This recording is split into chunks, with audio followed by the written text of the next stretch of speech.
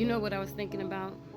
That man, Brandon Durham, who was unalived by officers in Las Vegas on November 11th in his own home. The man was in his drawers. He had no shirt, no bottom on, just his underwear. Um, from what I remember, there was an intruder in his home with a weapon, and him and the intruder were struggling over the weapon from what the video looked like.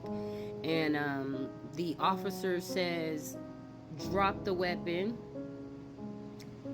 The battle between the two still ensues. And then the officer pew once, pew, pew, pew 5 more times. And Brandon's on the ground. Now, the intruder just so happens to be a woman by the name of Alejandro Boudreaux, which was, I'm just now finding out, an ex-girlfriend who he had to have removed from his home the night before. And I'm just really astounded that there's no justice for this man yet. He had contact with the officer who unalived him the night before. He called the police to help assist him with removing Alejandro from the home. And they made contact with her as well. So they were well aware of the situations that were going on in the house. Why does this have to be investigated any further? The same officer who unalived him was back the very next night, responding to the call for the intruder.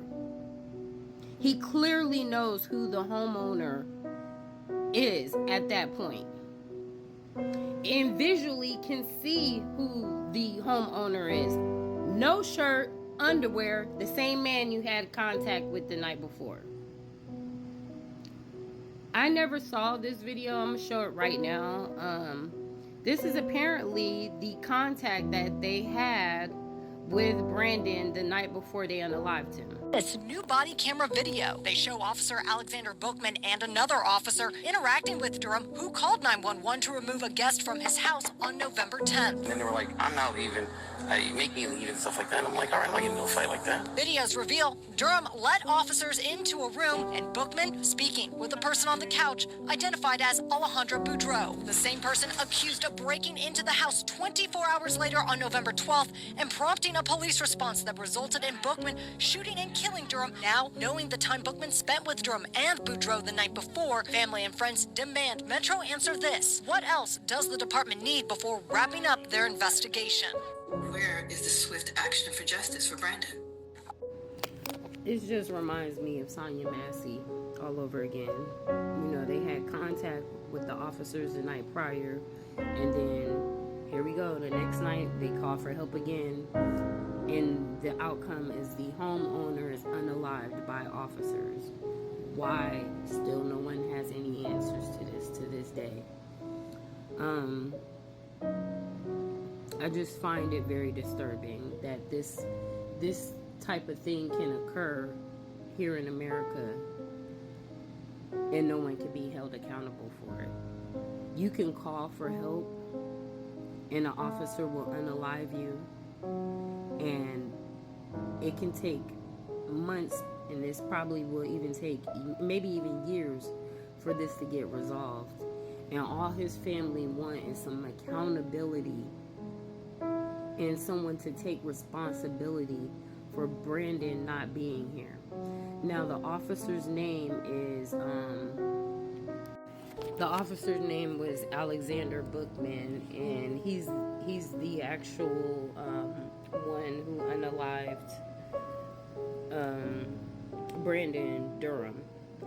And you know, I saw his sisters and his daughter crying here on social media, and it's breaking my heart. I don't understand how, you know, just a person who's calling for assistance, and clearly, as y'all can see from that video, clearly is not the one who has broken into the house, because he's he has no shirt, his drawers on the bottom, no pants. Like, you can, with a split second assessment, you can tell who is who. And still, there's an investigation going on that has not been wrapped up yet, and no accountability has been held for this poor man and his family. You know, I really don't like talking about this stuff because it's psychological warfare at this point, because there's never any answers that are satisfactory when it comes to these situations. Make sure you like and comment, and I send prayers out to Brandon Durham's family. Just know that your loved one is on our mind. Really are. And also Saint Sonia Massey as well. Like, I hope her family sees justice as well. They all deserve it.